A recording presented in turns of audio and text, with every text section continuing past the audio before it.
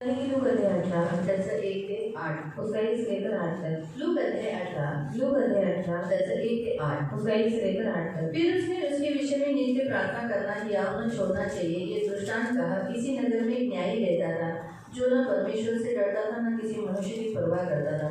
उसी नगर में एक विधवा रहती थी जो उसके पास आकर कहा करती थी, मेरा न्याय चुकाकर मेरे मुद्दे से मुझे बचा।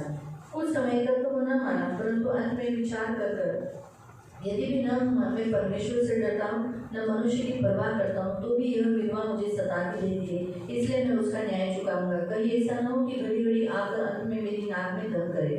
प्रभु ने कहा, सुनो, ये अधर्मी न्याय क्या कहता है।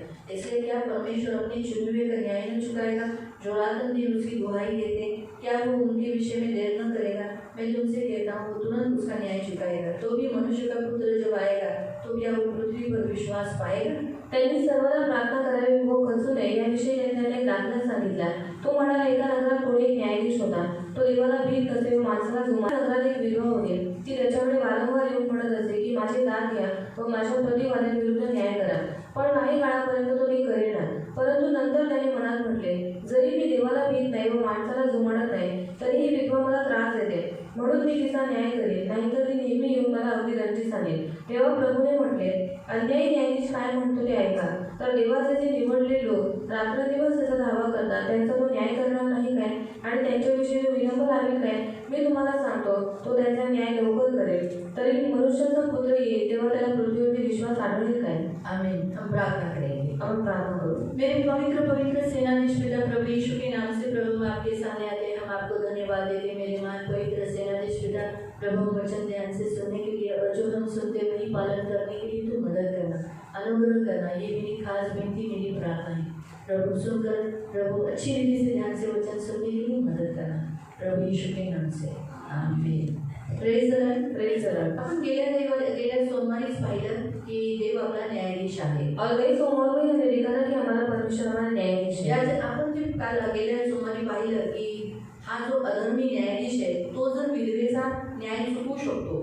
और गए सोमवार को हमने देखा कि अधर्मी न्यायाधीश है वो विधवा का न्याय चुका सकता है। पण रात्रदिवस देवाजवळ आळोळी करणारा, आपला न्याय मागणाऱ्यांचा देव न्याय का नाही करणार? कारण देव तो न्यायाधीश आहे। और रात दिन जो परमेश्वर के लोग उसको दुहाई देते तो परमेश्वर उनका न्याय नहीं करेगा क्योंकि वो तो जीवित परमेश्वर है। देवाचं वचन सांगतं देव जगाचा न्यायाधीश आहे। और परमेश्वर का वचन कहता है कि परमेश्वर जगत का न्यायाधीश है। स्तोत्र संहिता 96 त्याचं 13 वचन। भजन संहिता 96 उसका 13 वचन। स्तोत्र संहिता भजन संहिता 96 त्याचं 13 उसका 13। कारण तो आला आहे, पृथ्वीचा न्याय करायला तो आला आहे। आपला देव तो कशासाठी येणार आहे? पृथ्वीचा जगाचा न्याय करायला येणार आहे। तो न्यायीपणाने जगाचा व सत्तेने लोकांचा न्याय करेल। तो जगाचा न्याय करणार आहे। का जगाचा तो न्याय करणार आहे? जे लोक देवाला जुमानत नाही, देवाला मानत नाही, देवावर विश्वास ठेवत नाही, त्यांचा तो न्याय करणार। और जो लोग परमेश्वर को मानते नहीं, उसके ऊपर विश्वास करते नहीं, उनका वो न्याय करते हैं। देवाने एवढी छान गोष्ट, एकदम छान योजना आज मानवाच्या पुढे ठेवलेली आहे की प्रभू येशू ख्रिस्ताच्या द्वारे आज देवाच्या जवळ येऊ शकतात। और इतनी अच्छी योजना, इतनी अच्छी बात लोगों के सामने परमेश्वर ने रखी कि यीशु मसीह के द्वारा लोग आज परमेश्वर के पास आ सकते हैं। प्रभु येशू ख्रिस्तावर विश्वास ठेव और यीशु मसीह के ऊपर विश्वास कर। येशूवर विश्वास ठेवून तू माझ्याकडे ये और यीशु मसीह के ऊपर विश्वास कर तो मेरे पास आ। किती सोपा मार्ग देवाने आज येशू ख्रिस्ताच्या द्वारे ठेवलाय। पण आज लोक हा सोपा मार्ग त्यांना आवडत नाही। त्यांना डोंगर चढायला आवडतं, स्वतःला मारायला आवडतं, काहीतरी करायला आवडतं। पण देव म्हणतो मला हे सर्व नको, फक्त तू क्षमा माग, येशू ख्रिस्तावर विश्वास ठेव, आपल्या पापांसाठी क्षमा माग आणि माझ्याकडे ये। और कितना आसान मार्ग यीशु मसीह के द्वारा परमेश्वर ने आज लोगों के सामने रखा है, पर लोगों को ये आसान बात नहीं चाहिए। लोगों को पहाड़ पर चढ़ना और बहुत दिन तक उपवास करना, ये सब बातें उनको अच्छी लगती है, पर परमेश्वर कहते हैं मुझे ये सब बातें नहीं चाहिए। तो क्षमा मांग, यीशु मसीह के ऊपर विश्वास रख, मेरे पास आ जाए। म्हणून देव न्यायाधीश आहे आणि देव न्याय करणार आहे। और इसलिए परमेश्वर न्यायाधीश है और वो न्याय करने वाला है। आपण हमेशा जागृत राहिलं पाहिजे की आपण एक दिवस न्यायाधीशाच्या समोर जाणार आहोत, आपला पण न्याय होणार आहे। और हमेशा जागरूक रहना चाहिए कि हम एक दिन न्यायाधीश के सामने जाने वाले, हमारा भी एक दिन न्याय होने वाला है। गेल्या सोमवारपर्यंत पाहिलं होतं। और ये हमने गए सोमवार तक हमने देखा था। आज आपण पाहत आहोत की देवाने आपल्यालाही न्यायाधीश बनवलेला आहे। और आज हम देखने वाले हैं कि परमेश्वर ने हमें भी न्यायाधीश बनाया देवाने है। आपल्यालाही अधिकार दिलाय की आपण पण न्यायी बनू शकतो। और परमेश्वर ने आज हमें भी अधिकार दिया है कि आज हम भी न्यायी बन सकते जेव्हा हैं। इस्रायलींवर राजा नव्हता और जब इस्राएल लोगों के ऊपर राजा नहीं था, त्यांना काय देत होता, न्यायी योग देत होता। और उस समय परमेश्वर उनको न्यायी योग देता ते था लोक त्यांच्यावर राज्य करायचे और वो लोग उनके ऊपर राज्य त्यांच्यावर करते थे, शासन करायचे, उनके ऊपर शासन करते त्यांच्याकडे थे जे काही बिघाड असायचे, जे काही प्रॉब्लेम्स आहेत ते सॉल्व्ह करायचे। और उन्हें जो कुछ बिगाड़ है जो कुछ प्रॉब्लम है वो सब दूर कर देते तर थे। देवाने त्यांना न्यायी म्हणून एक इस्रायली लोकांतल्या काही लोकांना निवडलं न्यायी म्हणून। और इस्राएल लोगों के बीच में से कुछ लोगों को परमेश्वर ने चुना न्यायी पण बोलकर। तसंच आहे ना, देवाने आपल्याला पण विश्वासी लोकांना सुद्धा आहे ना न्यायी म्हणून निवडलेला आहे, न्यायाधीश म्हणून निवडलेला आहे। तो वैसे ही परमेश्वर ने विश्वासी लोगों को भी न्यायाधीश बोलकर न्यायी बोलकर चुना है। आपण वाचू, हम पढ़ेंगे आपण वाचणार पहिलं करंथीकरांचं पत्र पहला करंथियों की पत्री अध्याय 6 अध्याय 6 त्याचं 1 ते 3। उसका 1 से लेकर 3 तक। तुमच्यापैकी कोणा एकाचा दुसऱ्याबरोबर वाद असला तर त्याचा निकाल लावून घेण्यासाठी तो आपले प्रकरण पवित्र जणांपुढे न आणता अनितिमानांपुढे नेण्याचे धाडस करत आहे काय? पौल म्हणतो की जेव्हा तुमच्यात एखादा वाद असेल तर वाद झाल्यानंतर तुम्ही काय केलं पाहिजे, त्याचा वाद मिटवणं, तर तुम्ही कोर्टात अपवित्र लोकांकडे ज्यांना देवाचं काहीच ज्ञान नाही अशा लोकांकडे तुम्ही नेता तुम्ही प्रकरणं। मग तुमच्यामध्ये न्यायनिवाडा करणारा कोणी नाही आहे का? तुमच्या ख्रिस्त मंडळीमध्ये, मंडळी ही काय आहे, मंडळीला देवाने अधिकार दिलेला आहे। मंडळीमध्ये येणाऱ्या पास्टरांना, सेवकांना, मंडळीतील काही निवडलेल्या लोकांना देवाने निवडलेले आहे की भांडणं मिटवणं, आपापसात वादविवाद मिटवणं, हा अथॉरिटी मंडळीला दिलेली आहे। और कलीसिया को कलीसिया में रहते हुए जो पासवान है, जो पास्टर है और जो सेवक है और कलीसिया में आने वाले कुछ लोग जो चुने गए लोग हैं उनको परमेश्वर ने अधिकार दिया है कि अगर किसी के बीच में अगर झगड़ा होगा तो उसको मिटा देने का, हा अधिकार दिलेला आहे। और ये अधिकार दिया हुआ म्हणून है। काही आपल्या लोकांमध्ये काही झालं ना तर पहिला आपण कुठं आलं पाहिजे, मंडळीत आलं पाहिजे। अगर हमारे बीच में कुछ हो जाता है तो हमें सबसे पहला कहाँ पर आना है? कलीसिया में आना है। मंडळीमध्ये येऊन आपण काय केलं पाहिजे, आपला न्यायनिवाडा करून घेतला पाहिजे। कारण मंडळीमध्ये जे पासवान आहे, जे पास्टर आहेत, पालक आहेत, शिक्षक आहेत, सेवक आहेत, त्यांना देव माहित आहे, ते देवाच्या वचनानुसार न्यायनिवाडा करतील। और अगर हमारे बीच में कुछ हो जाता है तो न्याय निवाड़ा करने के लिए हमें परमेश्वर के मंदिर में आना है, क्यों? क्योंकि जो पासवान है, जो सेवक है, उनको हक दिया गया है और उनको परमेश्वर का वचन मालूम है तो वो वचन के अनुसार न्याय करेंगे। आपण एका लोकांसारखं, अविश्वासी लोकांसारखं बाहेर लोकांच्या समोर तमाशा नाही मांडायचा। मग लोक काय करतील, आपल्या येशूचं नाव खराब करतील। और हमारे जो संसार के जो लोग हैं उनके जैसा हमें लोगों के बीच में तमाशा नहीं बनाना है, नहीं तो फिर लोग क्या करेंगे, हमें मजाक उड़ाएंगे। काय बाबा हा माणूस असा करतो, आपल्या बायकोला तू येशूकडे जातोस ना, तू चर्चला जातोस ना आणि तुझा येशू तुला असं शिकवतो। मग काय झालं, ते लोक न्याय करताना कुणावर न्याय लावतील, दोष कुणावर लावतील, येशूवर लावतील। और वो लोग क्या करते हैं, वो हमारे ऊपर दोष लगाते हैं कि देखो ये यीशु के पास जाता है, ये चर्च में रहता है और अपने पति के साथ ऐसा व्यवहार करता है, तो वो किसके ऊपर दोष लगाते हैं? परमेश्वर के ऊपर दोष लगाते हैं। मंडळीमध्ये काही प्रकरणं आणली गेली तर मंडळीचा पासवान सरळ काय म्हणेल, अरे तू हे चुकीचं केलं, तुझ्या पत्नीवर तू असं वागलं नाही पाहिजे, तुला शोभा देत नाही, सरळ तो खडसावून सांगेल। और अगर कुछ प्रकरण चर्च में लाया गया तो चर्च का पास्टर क्या करेगा, उनको वचन के अनुसार बताएगा कि तू अपनी पत्नी के साथ ऐसा बर्ताव नहीं करना चाहिए, परमेश्वर के विरोध में काम है। तर त्याने देवाची निंदा होणार नाही और उससे भी परमेश्वर की निंदा नहीं होगी। प्रियानो, काही झालं ना तर आपल्याला देवाने मंडळी दिली, आपण मंडळीमध्ये येऊन आपण या सर्व गोष्टी देवाच्या समोर ठेवाव्या। और कुछ भी हुआ तो परमेश्वर ने कलीसिया दी, तो कलीसिया में आकर हमें इन सारी बातों को रख देना है। किंवा पवित्र जन जगाचा न्याय निवाडा करतील। आता इथे पहा की पवित्र जन जे आहेत, पण 1 कोरिन्थियन चैप्टर 6 हम लोग पढ़ रहे हैं, पहला करंथियों की पत्री अध्याय 6 उसका 1 to 3 तक पढ़ रहे हैं। आपण इथे पाहतो की पवित्र जन म्हणजे पवित्र लोक कोण आहेत, और पवित्र लोग कौन है? आपण कसे पवित्र लोक, और हम कैसे पवित्र लोग हैं? सांगा। हाँ, येशूवर विश्वास ठेवला आणि और यीशु मसीह के ऊपर विश्वास रखा और आपला बपतिस्मा झालाय, हमारा बपतिस्मा हुआ है। अजून एक मुख्य आहे,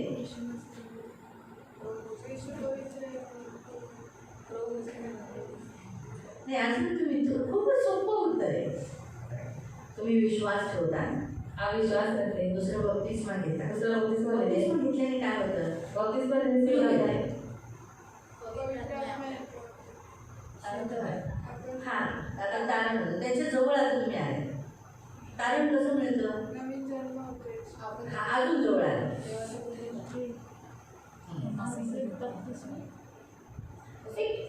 एकदम सोपं आहे, तुमचे पाप क्षमा झाले म्हणून तुम्ही पवित्र झालात ना।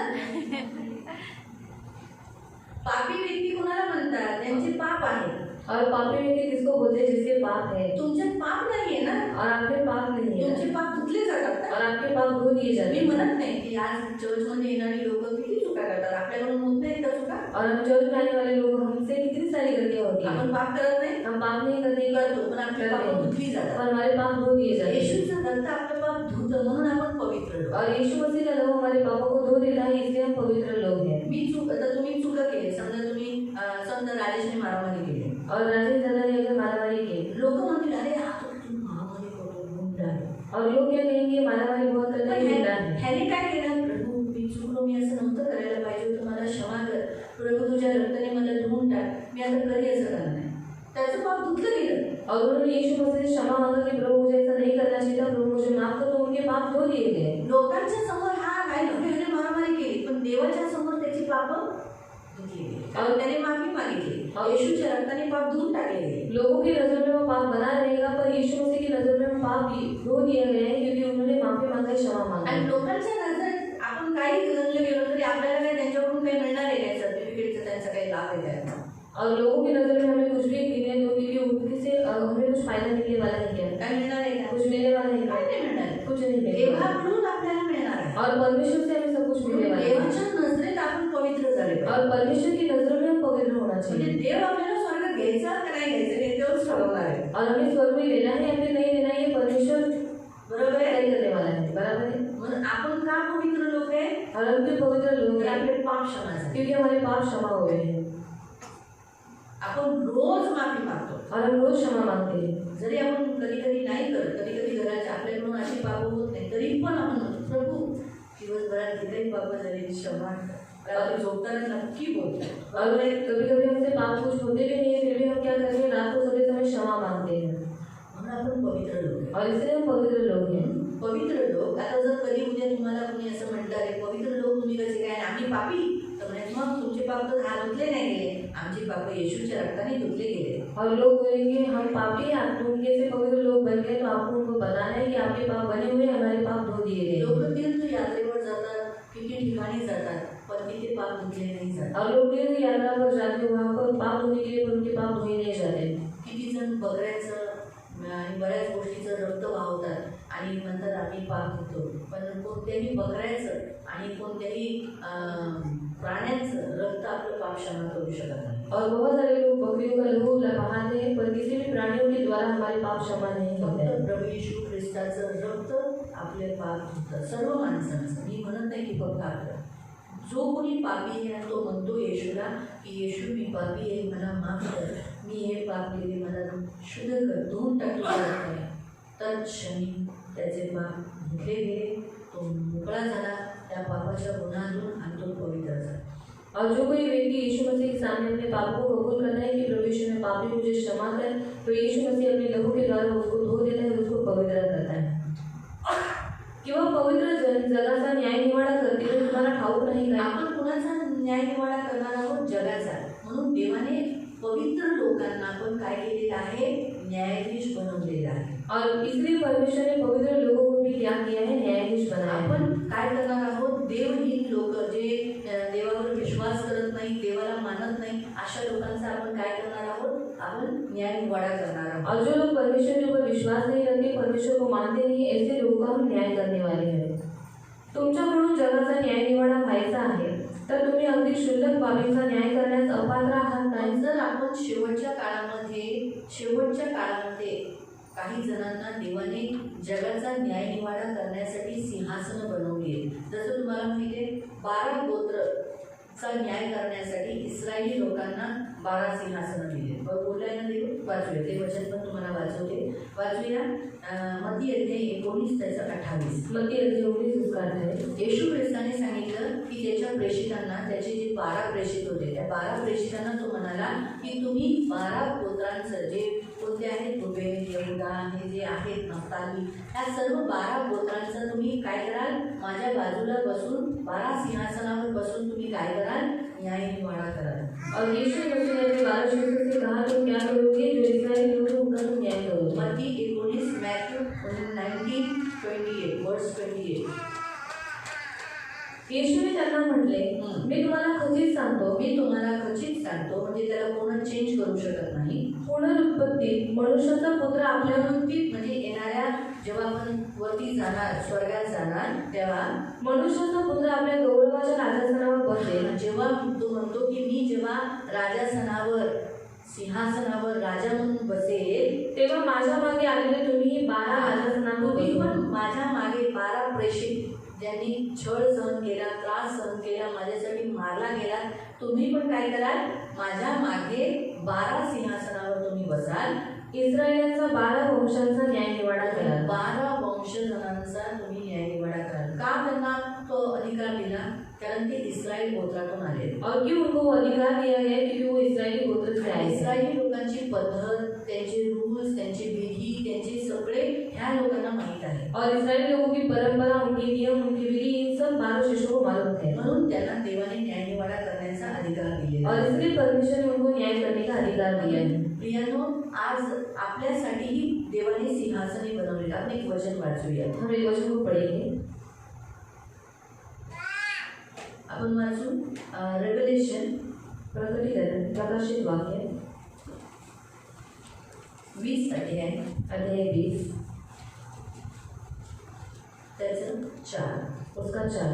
इथे योहानाने दर्शन पाहिलं और यूहन्ना ने यहाँ पर एक दर्शन आणि त्याने देखा. जेव्हा स्वर्गामध्ये सिंहासने पाहिली, और उसने जब स्वर्ग में सिंहासन देखा, आता सिंहासन देवपित्यासाठी आहे, और सिंहासन परमेश्वर पिता के येशूसाठी आहे. यीशु मसीह के लिए आता है. आपण पाहिलं 12 शिष्यांसाठी, प्रेषितांसाठी पण आहे. और अभी हमने देखा कि 12 शिष्यों के लिए भी मग है. आता एवढी सिंहासने जे आपण इथे पाहणार आहोत, बस नंतर मी राजासने पाहिले. काय पाहिले? राजासने म्हणजे जे खूप, म्हणजे त्याला राजासने म्हणजे जिथं न्याय करण्यासाठी सिंहासनं बनवलेली आहेत, अशी सिंहासने, खूप सारी सिंहासने पाहिली. त्यांच्यावर कोणी एक बसले होते. त्यांना न्याय निवाडा करण्याचा अधिकार दिला होता. म्हणून आपणही अशा रीतीने या पृथ्वीवर जीवन जगायचे की पुढे जाऊन आपण स्वर्गामध्ये लोकांचा, जगाचा न्यायनिवाडा करण्यास योग्य आणि पात्र व्हावे. और हमें इस पृथ्वी पर इस रीति से जीना है कि हमें स्वर्ग में न्याय सिंहासन के ऊपर बैठकर लोगों का हम न्याय कर पाए, उस योग्यता के हम बन पाए. त्यासाठी देवाने स्वर्गात सिंहासने बनवले. और इसके लिए परमेश्वर ने स्वर्ग में सिंहासन त्यासाठी पृथ्वीवर चांगल्या रीतीने जीवन जगायचे. और इसलिए पृथ्वी के ऊपर हमें अच्छा जीवन जीना है. देवाचं वचन माहिती असलं पाहिजे. परमेश्वर का वचन हमें मालूम होना चाहिए. न्यायनिवाडा करायचा आहे और अगर न्याय करना है तर आपल्याला हे माहिती असलं पाहिजे. तो हमें ये पवित्र शास्त्र मालूम होना चाहिए. त्याच्यानुसारच आपण न्यायनिवाडा करू शकतो. और उसके अनुसार ही हम न्याय कर सकते हैं. जर आज पती पत्नी इथे भांडण करून येतात, और यहाँ पर पति पत्नी झगड़ा कर आते किंवा हैं, मुलगा आणि वडील किंवा आई वडील येतात, बेटा पिता जैसे माता पिता आते तर हैं, आम्ही त्यांचं तोंड बघून, पक्षपात करून किंवा तोंड बघून आम्ही न्यायनिवाडा करत नाही. आम्ही जे चूक आहे तेच दाखवतो. जे बायबल सांगतं त्यानुसारच आम्ही सांगतो की इथे तू चुकला, इथे तू चुकली. हे आम्ही का करत बोलतो? कारण ह्याच्यानुसार. और उनका मुंह देखकर हम पक्षपात करके हम न्याय नहीं करते, पर हम क्या करते हैं, जो वचन के अनुसार है और जो कुछ सच है उसके अनुसार ही हम न्याय करते म्हणून हैं. जर तुम्हाला स्वर्गात जर न्यायनिवाडासाठी बसायचंय, सिंहासनावर बसायचंय, तर तुम्हाला काय माहिती असलं पाहिजे? और अगर आपको न्याय करने के लिए सिंहासन के ऊपर स्वर्ग में बैठना है तो आपको क्या मालूम होना चाहिए? परमेश्वर का वचन. त्यानुसार तुम्ही जगाचा न्याय करू शकता. और तब उसके अनुसार न्याय कर सकते हैं. आणि संसार जगाचा का. न्याय करता करता और संसार का न्याय करते करते पुढे क्रांतिकारांचं बघा.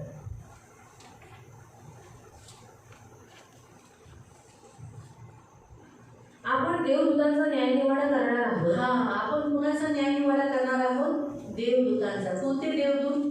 कोणते स्वर्गदूत? जे खाली पडले. और कौन से स्वर्गदूत जो नीचे गिराए, जे दुष्ट स्वर्गदूत, जो दुष्ट स्वर्गदूत, त्यांचा आपण न्यायनिवाडा करणार उनका आहोत. हम न्याय करने वाले हैं. पुढे जेव्हा न्यायनिवाडा करणारच आहोत, म्हणजे कोणते स्वर्गदूत? ज्यांनी मूर्तीपूजेत पाडलं, ज्यांना ख्रिस्ती लोकांना छळ दिला, अशा लोकांना. मग आपण पृथ्वीवर सुद्धा आज तो अधिकार आपण वापरू शकतो. और आगे जाके हम स्वर्गदूत का न्याय करने वाले हैं, जो मूर्ति पूजा करवाते हैं, जो मसीहों को चलते हैं, उनका न्याय करने वाले. तो आज भी हम पृथ्वी के ऊपर उनका न्याय कर सकते आता हैं. एखादा न्यायाधीश कसा न्याय करतो? और एक न्यायाधीश कैसे न्याय करता है, हे तर पहिलं माहिती असलं पाहिजे. और ये तो पहले हमें मालूम होना चाहिए. न्यायाधीशाला सगळे शास्त्र, त्याचे जे रूल्स असतात, विधी असतात, त्याचे जे कलमी असतात, ते सगळे पाठांतर असतात. आणि कोणता हे केल्यानंतर कोणती शिक्षा भेटली पाहिजे हे न्यायाधीशाला माहिती असतं. और न्यायाधीश को सारे नियम, सारी विधि, उनका जो कलमी रहना है वो सब उनको पाठ बायहार्ट करना पड़ता है और वो सब उसको मालूम रहता है। और दूसरी बात कौन सा काम करने पर कौन सी शिक्षा देना है ये भी उसे मालूम रहता है। तसंच आहे ना, आपल्याला पण जर दुष्टात्म्यांचा न्याय करायचा आहे और हमें भी अगर दुष्टात्माओं का न्याय करना है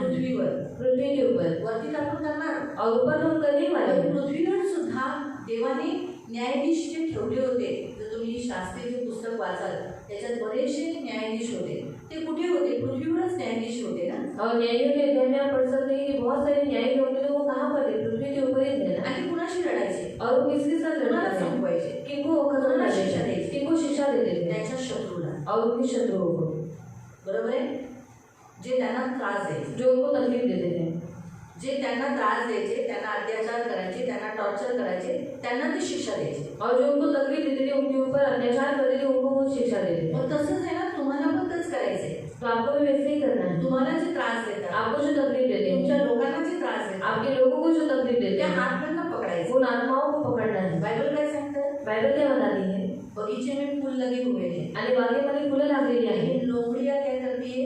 आपण जे कोल्हे आहे ते काय करतात? उन बगीचे के फूलों को नासधूस करते हैं। आणि बागेमध्ये असलेल्या फुलांना नासधूस तुम करतात। उन्हें पकड़ लो तुम्ही त्यांना पकडून घ्या और क्या करो? आणि काय करा? बांध दो। त्यांना बांधा। मग तीच अथॉरिटी देवाने तुम्हाला दिलेली आहे। और वही अधिकार परमेश्वर ने आज हमें दिया है। तुमच्या घरामध्ये, तुमच्या जीवनामध्ये आणि तुमच्या लोकांमध्ये कोणता आत्मा, कोणता दुष्ट आत्मा स्वर्गदूत जो पडलेला आहे तो काम करतो, त्याला पकडून त्याला बांधा आणि त्याला शिक्षा द्या। और आपके घर में, आपके जीवन में कौन सा अशुद्ध आत्मा जो गिरा हुआ, जो स्वर्गदूत है, कौन सा स्वर्गदूत आपके जीवन में काम करता है, उसको आप पकड़ लो और उसे बांध दो। यीशु मसीह की परीक्षा लेने के समय पर यीशु मसीह को गिराने के लिए आया हुआ शैतान था, इसलिए यीशु मसीह ने उसको पकड़ लिया, जान लिया और कहा, हे शैतान मेरे सामने से दूर हो। चला गया ना वो। आणि जेव्हा शैतान येशू ख्रिस्ताची परीक्षा घ्यायला आला होता, तेव्हा येशू ख्रिस्ताने शैतानाला ओळखून घेताना तो काय म्हणाला, हे शैतान माझ्या समोरून दूर हो, आणि तो त्याच्या समोरून दूर तो हो वैसे गेला। हम भी वही करना है। आणि आपणही तेच करायचं। हम भी क्या करना है? आपणही काय अगर करायचं आहे? हमारे घर में गरीबी का आत्मा मंडलाता है, आणि आपल्या घरामध्ये गरिबीचा आत्मा आहे सक्सेस होने नहीं देता, आणि यशस्वी होऊ देत सफल होने नाही, नहीं देता। सफल होऊन देत नाही। आप कहना, मैं इस संसार में प्रभु ने मुझे न्यायाधीश बोल के खड़ा किया है, आणि तुम्ही म्हणा की मला देवाने या पृथ्वीवर न्यायाधीश म्हणून निवडलेला और आहे। आप सीधा प्रार्थना में बैठकर बोलना कि मैं प्रार्थना के सिंहासन पर बैठकर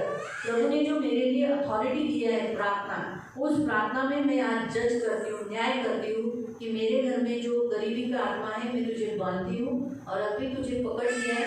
और बाइबल हमें बताती है कि चोर जब पकड़ा गया, स्वरूप नीति वचन में लिखा है, चोर जब पकड़ा जाता है तो उसे 7 गुना भरपाई देना है। तो मैं तुझे पकड़ती हूँ, तूने मेरे घर में इतने सालों से गरीबी फैलाई, सक्सेस होने नहीं दिया, इसीलिए मैं मेरे घर से तुझे निकल जाने की आज्ञा देती हूँ और 7 गुना तुझे दंड भरपाई, इतने सालों से तूने किया वो भरपाई देकर जाने की आज्ञा देती हूँ। मेरे घर से, मेरे लोगों में से निकल जा। इस रीति से जब आप न्याय करोगे आणि अशा रीतीने जेव्हा तुम्ही न्याय कराल और उसे शिक्षा देना, आणि त्याला शिक्षा द्या, न्यायाधीश शिक्षा देता है ना। कारण न्यायाधीश शिक्षा देतो ना। चोर पकड़ा गया, अभी तुम्हें चोर को क्या शिक्षा है? आणि चोराला काय शिक्षा आहे? दंड तो दे दिया, 7 गुना भर के देना है। आणि दंड तर दिलेला आहे, 7 पण भरून द्यायचा आहे। शिक्षा आपको उसे किधर दे भेजना है, आप भेज सकते हो, अधोलोक भेज सकते हो, आणि तुम्हाला त्याला जिथे पाठवायचे अधोलोकात पाठवू शकता। दूसरा स्थान है अथाह गड्ढे में भेज सकते हो, आणि आता कुपात टाकू शकता। और तीसरा स्थान है आकाश में जहाँ उनका स्थान है, आणि तिसरं स्थान आहे आकाशामध्ये जिथे ते लोक राहतात। और मरुभूमि में जहाँ यीशु ने कहा कि वो मरुभूमि में चले जाते, निर्जन स्थान में जाते हैं, आणि तिथे लोक वाळवंटामध्ये म्हणजे निर्जन स्थानामध्ये निघून लेकिन जातात। निर्जन स्थान से वापस आते हैं। इसलिए सबसे बेस्ट है अधोलोक भेजो, पाताल में भेजो या फिर अथाह गड्ढे में, क्योंकि वहीं पर जाने के लिए वो डरते हैं। आणि निर्जन स्थानामध्ये जर ते गेले तर ते तिकडनं पुन्हा परत येतात, म्हणून सर्वात उत्तम आहे तुम्ही अधोलोकामध्ये आणि अनाथ कुपामध्ये त्याला टाकून द्या। ये आप उनको पनिश करो, आणि हे तुम्ही त्याला शिक्षा द्या, उनको पनिश करो, आप उन्हें बांधो, बांधने से वो काम नहीं करेंगे। आणि त्याला तुम्ही शिक्षा द्या, त्याला बांधा, कारण बांधल्याच्या नंतर ते काम नाही करू शकत। एक बार बांध दिया तो वो हिल नहीं सकते, काम नहीं कर सकते। आणि एकदा जर तुम्ही त्याला बांधलं तर ते पुन्हा हलू नाही शकत, काम नाही करू और यीशु शकत। ने भी ऐसे ही कहा, जो कुछ तुम पृथ्वी पर बांधोगे स्वर्ग में बंधेगा। आणि येशू पण असंच म्हणाला, जे काही तुम्ही पृथ्वीवरती बांधाल ते स्वर्गात अगर आपके बांधाल। घर में दारू का आत्मा काम करता है, तुमच्या घरामध्ये दारूचा आत्मा काम आप उसे करतो, पकड़ो, तर तुम्ही त्याला पकडा, उसे शिक्षा दो, त्याला शिक्षा उसे द्या, दंड देना, त्याला दंड द्या, भरपाई करवा के लेकर आणि भरपाई करून अथाह गड्ढे में डाल देना। आता कुपामध्ये टाकून ये द्या। परमेश्वर चाहता है कि आप सिर्फ डांटो मत, निकल जा करके नहीं बोलना, लेकिन उसे पकड़ कर बोलना, मैं न्यायाधीश हूँ, प्रभु ने मुझे तेरा न्याय कर। आप मैं कौन हूँ अगर आप दुष्ट को बताओगे तभी तो दुष्ट आपका ओबे करेगा ना। आणि तुम्ही कोण आहात हे जर तुम्ही दुसऱ्याला सांगितलं तेव्हा दुष्ट तुम्हाला घाबरेल। सच है। इनकम टैक्स ऑफिसर अंदर आने के बाद आणि इन्कम टॅक्स ऑफिसर आतमध्ये आल्याच्या नंतर कोई नहीं डरता है, कोणी नाही घाबरत। लेकिन जब वो अपना कार्ड दिखाते हैं ना आणि जेव्हा तो आपला कार्ड दाखवतो ना तब वो डरते हैं। जब पुलिस वाला वर्दी पहन के आता है आणि पोलीसवाला जेव्हा वर्दी घालून येतो तो सब लोग डरते हैं। सगळे लोक घाबरतात। लेकिन बिना वर्दी का आएगा तो बोलेगा काय है रे बाबा, मैं पुलिस वाला है, वाटत तो नहीं। ऐसा नहीं होता। डेली भी बड़ी होगी तो उसको देख के कोई बोलेगा नहीं कि ये पुलिस वाला है। आणि जर कोट वगैरे वाढला असेल तर त्याला बघून कोणी म्हणणार नाही हा पोलीसवाला आहे। लेकिन अगर पुलिस की वर्दी में आ गया तो कोई बोलेगा हाँ साहब बोला, करेक्ट है। पहले कितनी भी डेली बड़ी हो कोई बोलेगा हाँ साहब बोला, लोग हाँ साहब बोला काय। तो वैसे ही आप भी जब दुष्ट आत्माओं को अपने घर से अपने लोगों के जीवन से निकालने से पहले, उसे कमांड करने से पहले आप उसके न्यायाधीश हो। इस प्रभु ने मुझे न्यायाधीश बोलकर नियुक्त किया है, तेरा न्याय करने का मुझे अथॉरिटी दिया है, इसीलिए मैं इस अधिकार को इस्तेमाल करता हूँ, ऐसा आपको बोलना है। आणि ते अशुद्ध आत्म्याला दाटायच्या अगोदर तुम्ही काय करा की तुम्ही त्याला सांगा की येशू ख्रिस्ताने मला न्यायाधीश म्हणून निवडलेला आहे आणि मला तुझ्यावरती न्याय करण्याचा अधिकार भेटलेला आहे आणि असं करून तुम्ही त्याला मग त्याला काढा। न्याय के मामले में परमेश्वर ने यीशु मसीह ने भी एक वाक्य कहा है आणि न्यायाच्या बाबतीमध्ये येशू ख्रिस्ताने एक वाक्य सांगितलेलं आहे। मत्ती अध्याय 12 मत्ती अध्याय 12 और उसका 41 में, त्याचं 41 वचनामध्ये मैथ्यू मत्ती चैप्टर 12 अध्याय 12 और उसका 41। त्याचं 41। निनवेचे लोक न्यायपाळी या पिढीबरोबर उभे राहून हिला दोषी ठरवतील, कारण त्यांनी योनाच्या उपदेशावरून पश्चाताप केला आणि पहा योनापेक्षा तो रसाई घेते आहे। हाँ, यीशु कहता है इस पीढ़ी के लोगों को न्याय के समय पर कौन से लोग खड़े होंगे? निनवे के लोग। आणि या पिढीच्या लोकांना न्याय करण्याच्या वेळेस कोणती लोक उभे राहतील? निनवेची लोक। निनवे के लोग इस पीढ़ी के लोगों का न्याय करेंगे आणि निनवेची लोक या पिढीतल्या लोकांचा न्याय करतील। यीशु ने अथॉरिटी किसको दिया? आणि येशू ख्रिस्ताने अधिकार कोणाला दिला? यीशु के काल के लोगों का न्याय करने का आणि येशूच्या काळातल्या लोकांचा न्याय करण्याचा निनवे के लोगों। निनवेच्या लोकांना। क्यों? क्योंकि योना का प्रचार सुनकर का? कारण योनाचा प्रचार ऐकून लोगों ने पश्चाताप किया आणि त्या काळातल्या निनवे लोकांनी पश्चाताप केला, माफी मांगा, माफी मागितली, चेंज हो गए, बदलून गेले। लेकिन यहाँ योना से भी बढ़कर यीशु मसीह परमेश्वर का पुत्र प्रचार कर रहा है आणि इथे योनापेक्षाही जो श्रेष्ठ आहे जो येशू ख्रिस्ताचा प्रचार करत आहे, लेकिन उसका प्रचार सुनकर लोग पश्चाताप नहीं कर रहे। पण त्याचा प्रचार ऐकून लोक पश्चाताप करत नाही। इसी कारण से आणि याच यीशु कारणामुळे ने इतना अच्छा उदाहरण हमारे सामने रखा कि निनवे के लोग तुम्हारा न्याय करेंगे। आणि येशू ख्रिस्ताने किती चांगले उदाहरण आपल्या समोर ठेवलेलं आहे की निनवेची लोक तुमचा न्याय करतील। निनवे के लोग बोलेंगे हम तो योना का प्रचार सुनकर पश्चाताप किए, तूने क्यों नहीं किया? आणि निनवेची लोक म्हणतील की आम्ही योनाचा प्रचार ऐकून पश्चाताप केला पण तुम्ही का नाही केला? इसलिए जाओ, म्हणून जा हमारे लिए जहाँ रोना आणि तुमच्यासाठी जिथे रडणं दांत खाना दात पिसणं आहे, वहाँ पर जहाँ की आग बुझती नहीं वहाँ के कीड़े मरते हैं। जिथे आग कधी भिजत नाही जिथे किडे कधी मरत नाही। इस रीति से निनवे के लोग न्याय करेंगे। आणि अशा रीतीने निनवेची लोक न्याय तो करतील। निनवे के लोग न्याय करेंगे तो फिर हम नहीं कर सकते। मग निनवेची लोक न्याय करतील तर मग आपण नाही करू शकत का? आपको समझ में आया है? तुम्हाला समजतंय? परमेश्वर ने हमें भी न्यायाधीश बोलकर चुना है। आणि म्हणून देवाने आपल्याला पण न्यायाधीश म्हणून निवडले। इसलिए लोगों की जिंदगी में जब कुछ बिगाड़ या कुछ अन्याय होते हुए देखते हैं तो आप एक न्यायाधीश के न्याय परमेश्वर के सामने न्याय के लिए बैठो और उनके लिए प्रार्थना करो और प्रार्थना में उनके लिए न्याय मांगो। आणि जर तुम्हाला कोणाच्या जीवनामध्ये बिघडलेली परिस्थिती दिसत असेल तर तुम्ही एक न्यायाधीश बना आणि देवासमोर जा आणि त्याच्यासाठी तुम्ही न्याय मागा। दूसरा बात हम यहाँ तो इतना तक आपको समझ में आया आणि इथपर्यंत तुम्हाला कि समजलं प्रभु ने हमें भी न्यायाधीश बोलकर चुना है। की देवाने आपल्याला पण न्यायाधीश म्हणून निवडले अब हम देखेंगे यहाँ विधवा के बारे में। आणि आपण आता इथे पाहूया एका तो विधवाबद्दल। हमने पहले न्यायाधीश के अन्याय अधर्मी न्यायाधीश के बारे में देखा। पहिले आपण अधर्मी न्यायाधीशाबद्दल पाहिलं न्यायाधीश के बारे में जो हमारा परमेश्वर है उसके बारे में देखा। आणि न्यायाधीश जो आपला देव आहे त्याच्याबद्दल आपण पाहिलं। अभी हम देख रहे हैं विधवा के बारे में। अगले बार में हमने हमको भी देखा कि हमें भी प्रभु ने न्यायाधीश बोलकर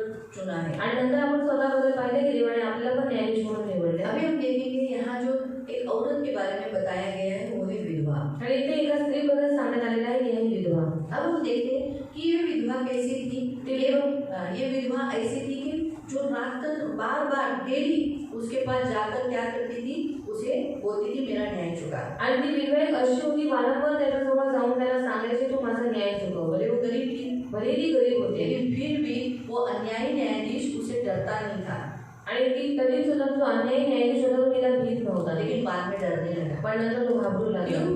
का? क्योंकि वो डेली जाकर नाक में दम कर दे, आणि तिने रोज जाऊन त्याला रुंजीत घातलं होतं. रोज उसे देखकर अपने दरवाजे पर कोर्ट में, रोज उसको देखकर वो थक गया। आणि रोज स्वतःच्या दरवाजामध्ये कोर्टमध्ये तिला पाहून शेवटी तो कंटाळला. आखिर में उसने मन में सोचा मैं किसी को नहीं डरता हूँ, आणि शेवटी तो मनात म्हणाला की मी कोणालाच घाबरत नाही. रोज मेरे दरवाजे को मुझे रोज मेरे सामने आकर मेरे नाक में दम कर दिया, आणि रोज माझ्या समोर माझ्या दरवाजावरती येऊन मला एकदम रंजीत आणलेला आहे. इसीलिए मैं इसका न्याय चुकाता आणि हूँ। म्हणून मी त्याचा न्याय चुकवतो. इसलिए प्रियो, परमेश्वर विधवाओं का भी न्यायी परमेश्वर है। आणि म्हणून प्रियांनो देव विधवांचा पण न्यायी परमेश्वर आहे. भजन संगीता स्तोत्र संहिता 68 68 उसका 5, त्याचा 5. साम स्तोत्र संहिता 68 68 5। त्याचा 5. पितृहीनांचा पिता, विधवांचा कैवारी असा देव हाँ, विधवाओं का न्यायी आपल्या पवित्र निवासस्थानी आहे. हाँ, वो अपने पवित्र धाम में है। परमेश्वर विधवाओं का न्यायी परमेश्वर है। आणि देव विधवांचा न्यायी परमेश्वर इसलिए आहे. परमेश्वर बिल्कुल नहीं चाहता कि हम विधवाओं को सताए, तकलीफ दे, उनकी हानि करे, उन्हें रुलाए। परमेश्वर ये देख नहीं सकता। आणि देवाची बिलकुल इच्छा नाही की आपण विधवांना त्यांचा छळ करावा, त्यांना त्रास द्यावा, त्यांना रडवावं. हे देव बिलकुल पाहू नाही शकत. आयसाया 54 में लिखा है कि विधवाओं का पति है वो। आणि यशाया 54 मध्ये दिलेला आहे की तो विधवांचा पती आहे. पुरुष क्या होता है मालूम? पुरुष स्त्री के मतलब पहले पुरुष क्यों बनाया गया? आणि पहिले पुरुषाला का बनवण्यात आलं? परमेश्वर की योजना थी निर्बल पात्र स्त्री को बनाया जाने वाला था। आणि देवाची ही योजना होती की पुढे जाऊन ते निर्बल स्त्री एक पात्र स्त्रीला बनवणार वो होता. उसको संभाल सके, कारण त्या पुरुषाने तिला सांभाळून उसको घ्यावा, ख्याल कर सके, तिची काळजी घ्यावी. इसीलिए पुरुष को बनाया गया। आणि म्हणून पुरुषाला बनवण्यात आलं होतं. ये मुख्य उद्देश्य है। आणि हाच मुख्य उद्देश आहे. इसलिए पुरुष बलवान है, जितनी ताकत पुरुष में है उतनी ताकत स्त्री में नहीं है। आणि पुरुष बलवान आहे, जेवढी ताकद पुरुषामध्ये तेवढी स्त्रियांमध्ये नाहीये. तो इसीलिए जब पुरुष नहीं रहता है स्त्री का, तो वो बहुत निर्बल, कमजोर, असहाय होती है। आणि जेव्हा कोणत्याही स्त्रीचा नवरा हात नाही तेव्हा ती एकदम निर्बल आणि असहाय्य होऊन जाते. इस पृथ्वी पर जितनी भी विधवाएं, उनका पति परमेश्वर हो जाता है। आणि या पृथ्वीवरती जेवढ्या विधवा आहे त्यांचा जो पती आहे तो देव बनून इसलिए जातो. परमेश्वर कभी भी विधवाओं को सताना पसंद नहीं करता। आणि म्हणून विधवांना सतावून आणि देवाला बिलकुल आवडत पढ़े नाही. निर्गमन अध्याय 22, निर्गमन 22, एक्सोडस निर्गमन 22, निर्गमन अध्याय 22, 22 से 24 तक। 22 से 24 पर्यंत. 22 अध्याय 22 अध्याय और उसका 22 से 24 तक। त्याचं 22 ते 24 पर्यंत. कोणा विधवेला किंवा पोरक्याला गांजू नका. हाँ, किसी विधवाओं को हमें सताना नहीं है। तुम्ही त्यांना कोणत्याही प्रकारे गांजले आणि त्यांनी माझ्याकडे गाळणे केले तर मी त्यांचे गाळणे अवश्य ऐकेल. अगर तुमने किसी विधवा को, अनाथ को सताया और वो रोई या उसने बोला परमेश्वर बग काय है, तो मैं उसका जरूर जरूर सुनूंगा। तो ये हमेशा याद रखो। इसलिए परमेश्वर हमें आज ये भी सिखाता है कि हमारे जीवन में अड़ोसी पड़ोसी में कोई विधवाएं होगी, अपने घर में भी हमारी माताएं अगर विधवा होगी तो हो सके तो उसे न सताओ, पीड़ा मत दो, उन्हें न रुलाओ। आणि आपल्या घरामध्ये किंवा आपल्या शेजारी पाजारी जर कोणी विधवा असेल तर तुम्ही त्याला रडवू नका, त्यांना त्रास देऊ नका. कभी कभी कोई विधवाएं जानबूझ के भी झगड़ालू रहती है, मैं नहीं बोलती हूँ, लेकिन हो सके तो हमसे प्रेम से ही रहो। आणि काही ज्या विधवा असतात जाणून बुजून भांडण करतात, पण होत असेल तर तुम्ही त्यांच्यापासून त्या विधवांना क्या लांब होता राहा. है, मैं आपको बताती हूँ, पति न होने के कारण विधवाएं चिड़चिड़ी हो जाती है। आणि नवरा नसल्यामुळे ज्या विधवा असतात थोड्या चिडचिड्या होऊन अलग जातात. अलग टाइम लोगों का स्वभाव देखा रहता है, बच्चों को बड़ा करने का रहता है। अभी जिनकी माँ, अभी जैसे तुम्हारी मम्मी विधवा हुई, तुम्हारी मम्मी विधवा हुई, तुम्हारी भी मम्मी, तुम सब छोटे ही थे ना, आणि तुम्ही सर्वजण लहानच होता ना. कितना दुख उन्होंने उसने उठाया होगा, कितने प्रॉब्लम से वो गई होगी, कितने लोगों ने गंदी नजर डाली होगी, कितने गंदी बातें उसके बारे में बोली होगी। इसी कारण से वो किस पर गुस्सा करेगी, तो इसलिए वो चिड़चिड़ रहती है। आणि त्या हम उसको भी समझना चाहिए। आणि त्यांना खूप लोकांनी त्रास दिला, काही लोकांनी वाईट नजरेने पाहिले. या सर्व परिस्थितीतून त्या गेलेल्या आहेत म्हणून त्या चिडचिड झाल्यात. मग आपण त्यांना सांभाळून घेतलं बच्चों को पाहिजे. तो वो बोल नहीं सकते, आणि मुलांना तर बोलू नाही छोटा शकत. बच्चे लोग ने तो कितना धन्यवाद देना चाहिए कि हमारी माँ ने दूसरी शादी नहीं की है। आणि मुलांनी तर देवाला धन्यवाद दिला पाहिजे की किती चांगलं झालं त्याने तुमच्या आईने दुसरं लग्न नाही अब केलं. माँ ने दूसरी शादी की होती तो आपको सौतेला बाप कैसा होता है मालूम पड़ता। आणि जर तुमच्या आईने दुसरं लग्न केलं असतं तर तुम्हाला जो सावत्र वडील आहे कसं जैसे सौतेली माँ होती वैसे सौतेला बाप भी होता है। आणि जशी सावत्र आई असते तसं सावत्र बाप सुद्धा सौतेली असतो. माँ फेमस है, सौतेला बाप फेमस नहीं है। आणि सावत्र आई फेमस आहे पण सावत्र बाप फेमस नाही. सौतेला बाप लड़के को बहुत मारता है आणि सावत्र बाप मुलाला खूप मारतो और तकलीफ देता है, काम पे बेचता है, आणि त्रास कमाई खाता है, पढ़ाई नहीं कराता है। आणि त्रास देतो त्याला कामावरती पाठवतो आणि आईचे पैसे खातो आणि त्याला त्याचा शिक्षण पण करू देत नाही. एजुकेशन करने नहीं देता है। शिक्षण करू देत नाही. पढ़े तू भी पढ़ा, प्रभु को धन्यवाद, सौतेला बाप नहीं है इसलिए। आणि तुम्ही दोघं शिकला, देवाला धन्यवाद तर तुम्हाला सावत्र बाप तो नाही. गैरेज में, बर्तन घसने में, त्याला भांडी घासायला इधर की इधर तो लगते आणि कुठेही कामाला लावलं लागलं क्या रे तेरी तो ऐसा बनते हैं कि सौतेले बाप के साथ रहकर यही बात हो जाते हैं। आणि सावत्र बापाबरोबर राहून अशीच भाषा होऊन जाते. और लड़कियों को सौतेला बाप तो इस्तेमाल करता है, आणि मुलींना सावत्र बाप त्यांचा वापर खराब करतो, करता है। त्यांना खराब करतो. सौतेला सौतेला ही होता है। सावत्र सावत्र मेरी करतो. बेटियां ही है, आणि तो म्हणेल की ह्या थोडीच माझ्या मुली आहेत, मेरी बेटियां नहीं है, ह्या माझ्या मुली नाही आहेत. मालूम हुआ? इसीलिए आप लोग तो अपनी माँ को बहुत धन्यवाद देना चाहिए। आणि तुम्ही तुमच्या आईला खूप धन्यवाद दिला पाहिजे आपकी माँ ने दूसरी शादी नहीं की। की तुमच्या आईने दुसरं लग्न वैसे ही केलं. छोड़ी हुई भी, आणि तसं सोडलेलं सगळं. छोड़ी हुई औरतें भी बेचारी, जिनका पति वो भी विधवे के जैसा ही होती है ना, पति छोड़ के गया। आणि नवरा सोडून गेला त्या पण विधवांसारख्याच असतात. इसलिए बाइबल में यशायाह में ऐसा ही लिखा है, विधवाओं का और छोड़ी हुई स्त्रियों का मैं पति हूँ। आणि म्हणून बायबलमध्ये येशामध्ये असंच दिलेलं आहे, सोडलेल्या स्त्रियांचा आणि ज्या विधवा आहेत त्यांचा पती मी आहे. मैं आपको बताती हूँ क्योंकि इंसानों का स्वभाव इस पृथ्वी पर उनके ऊपर जो अत्याचार होता है इसी कारण से वो चिड़चिड़े हुए रहते हैं, इसलिए आप उन्हें समझ के ले लो, लेकिन उन्हें गुलाम हो ऑलरेडी। और क्या होता है, लोगों से उन्हें इतना सताव हुआ रहता है, उसमें अपने बच्चों से, जिन बच्चों के लिए उसने इतना रात दिन कष्ट किया, मेहनत किया, आंसू बहाया, गाली सुना, गंदी इल्ज़ाम लगाए, सुने, उसमें से गुजरने के बाद जब अपने बच्चों से उन्हें दर्द और तकलीफ कष्ट आता है ना, तो उनको दुख होता है. आणि लोकांनी पहिलेच त्यांना खूप त्रास दिलेला असतो, त्यांना खूप काही बोललेलं असतं. मग तर जर तुमच्याकडून किंवा त्यांच्या मुलांकडून जेव्हा त्यांना त्रास भेटतो त्यांना खूप वाईट वाटतं. इसीलिए आप लोग विधवाओं को सताओ मत. म्हणून तुम्ही विधवांना सतावू नका. विधवाओं की सुधी लेना, विधवाओं को ध्यान देना, विधवाओं पर नजर रखना, उनकी जरूरतों को पूरा करना, ये कलीसिया का और आप लोग का सबका कर्तव्य है. आणि विधवांची सुधी घेणं, त्यांची काळजी घेणं, त्यांना आनंद ठेवणं हे मंडळीचं आणि तुमच्या लोकांचं कर्तव्य बाइबल आहे. में लिखा है कलीसिया उन्हीं विधवाओं का ख्याल करे जिनका कोई नहीं, अनाथ है. आणि बायबलमध्ये दिलेलं आहे की मंडळीने अशाच विधवांना सांभाळायला पाहिजे ज्यांना कोणीच नाही, जे अनाथ आहेत. लेकिन जिन्हें बाल बच्चे हैं उन बाल बच्चों का कर्तव्य है कि अपने विधवाओं को, अपनी माँ को संभाले. ऐसा बाइबल में लिखा है, पढ़ सकते हैं. पूर्ण 24 वाक्य. आणि माझा राग भडकून मी तलवारने तुमचा वध करेन. हाँ, इसलिए विधवाओं को छलने वाले के ऊपर परमेश्वर की तलवार रहती है. ये ख्याल करना, ये तो हमेशा याद रखो. अगर हम किसी विधवा को तकलीफ नहीं देते तो परमेश्वर की तलवार नहीं आएगी. तलवार यानी शिक्षा. आणि तलवार म्हणजे शिक्षा. तलवार मतलब शिक्षा. तलवार म्हणजे शिक्षा. वहाँ फिर से वो वचन पकड़.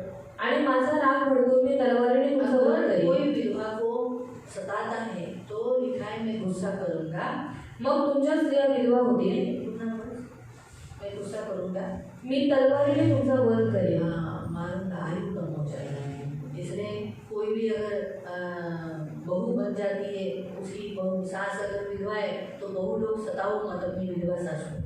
आगे बोलिए, अपूर्व की बीवी ने वंदना को सताना नहीं, तेरी बीवी ने लक्ष्मी ने तेरी माँ को सताना नहीं, तेरी बीवी ने तेरी माँ को सताना नहीं तो आयु कम हो जाए. आपको समझ में आ रहा है?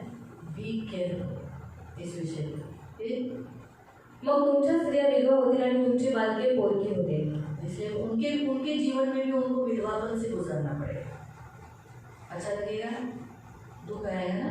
विधवापन क्या होता है, वो परमेश्वर उस स्त्री को भी और उनकी जिंदगी से भी गुजरने को देगा. तो बाबा उसके कारण से बेचारे लड़कों के ऊपर हमला होगा, तकलीफ ना.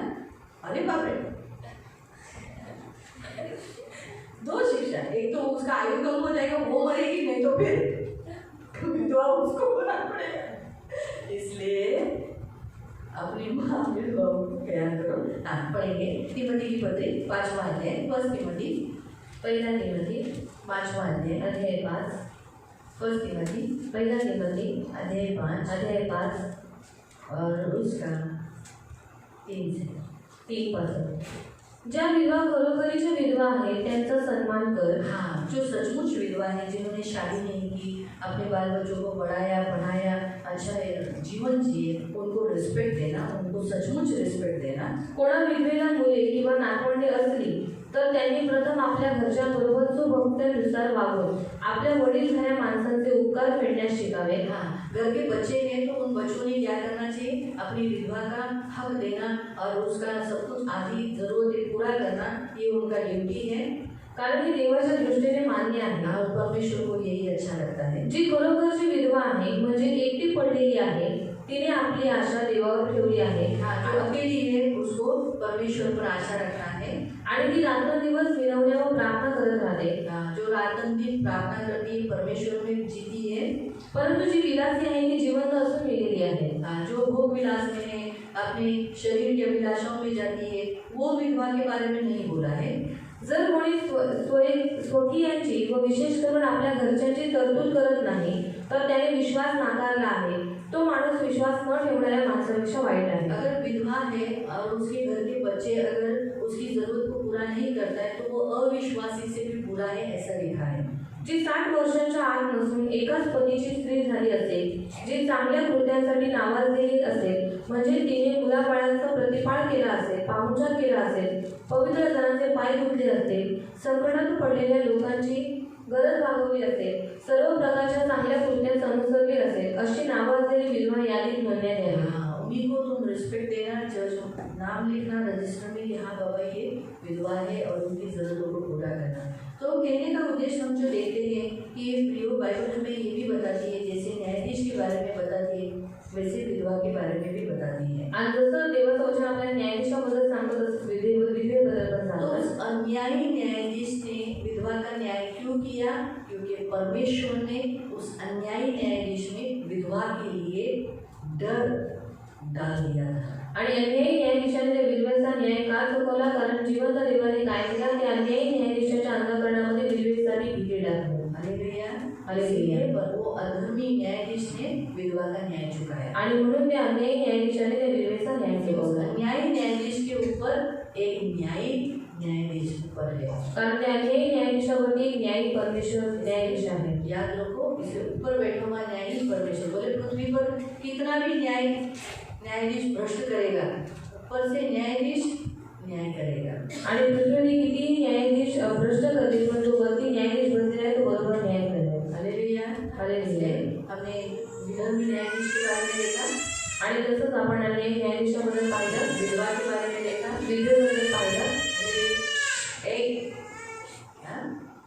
तो प्रियो विधवाओं को आदर दो, म्हणून प्रिय विधवांना आदर द्या, मान द्या, सम्मान दो. सन्मान द्या. देव आपको आशीष दे. देव तुम्हाला आशीर्वाद देईल. आपण प्रार्थना करें. हे आपण प्रार्थना करू. पवित्र पवित्र करुणा में प्रेमी पिता प्रभु यीशु के नाम से प्रभु हम आपके सामने आते. प्रभु तू सच्चा न्यायाधीश है और प्रभु तूने न्याय करने का अधिकार प्रभु विश्वासियों को भी दिया है. इसलिए प्रभु हम किसी इंसानों का विश्वासियों का न्याय नहीं करना है, लेकिन उन लोगों का जो दुष्ट आत्माएं हैं, जो मनुष्य को पाप में गिराती है, छलती है, टॉर्चर करती है, उनका हमें न्याय करना है. इसलिए मेरे महान पवित्र पिता की अथॉरिटी प्राप्त करने के लिए और इस्तेमाल करने के लिए मदद करना, उनकी सुधि लेना. हमारे कलीसिया में भी बहुत सारी विधवाएं हैं, उनकी सुधि लेना, उनका भी न्याय चुकाना, उनके साथ रहना. प्रभु आंखों की पुतली के समान संभाल लेना, उनके बच्चों को, उनके घर के सभी लोगों को प्रभु संभाल लेना. ये मेरी विनती, मेरी प्रार्थना है. इन सब के मनोरथों को पूरा करना, इनके वैवाहिक कौटुंबिक जीवन में शांति देना. प्रभु पवित्र पिता इन्हें बहुत बहुत आशीष करना. अंत तक आपके राज्य में बने रहने के लिए सहायता करना और आपके राज्य से कभी बाहर न हो इसलिए सहायता करना. इनकी सुधि लेना, इनकी रक्षा करना. इन्हें मैं यीशु के नाम से बहुत आशीषित करती हूँ और आपके पंख में सुरक्षित रहने के लिए प्रार्थना करती हूँ. प्रभु इन्हें बहुत आशीषित करना. इनके घर में मैं शांति घोषित करती हूँ प्रभु यीशु के नाम से. आमीन.